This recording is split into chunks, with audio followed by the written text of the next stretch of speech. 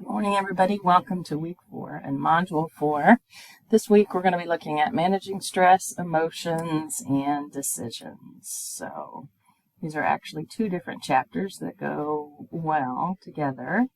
As you are probably, most of you are working and having families and going to school at the same time, I'm going to guess that you have had your share of stress.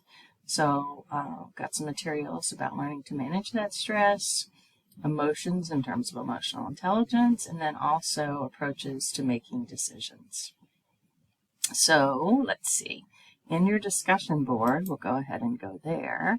I've given you a few articles to look at Amazon choosing a new headquarters location. So this has been a few years now, but you may be familiar with what happened with Amazon. So they put out a call for proposals for a new location. They ended up choosing New York City, faced a lot of backlash, and then changed their mind.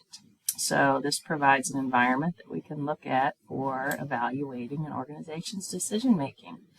So I'll ask you in this discussion, explain Amazon's decision to build using chapter concepts, and then explain the reversal.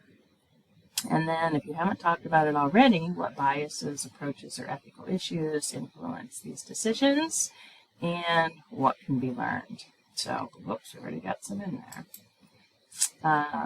The individual assignment is having you evaluate your own level of stress, your ability to manage it, introducing you to the idea of flow as a way to de-stress your job if you can spend more time in flow. And then what can be done about stress for yourself, your organization, or for yourself as a manager. And then finally, the journal for this week is on developing and valuing people and resources. So I love this one. I love these quotes. So when the best leaders' work is done, the people say we did it ourselves. That's my favorite. So for your journal this week, I've asked you to describe some examples where you felt appreciated, when you felt unappreciated, to help you recognize the value and the benefit of showing appreciation to others.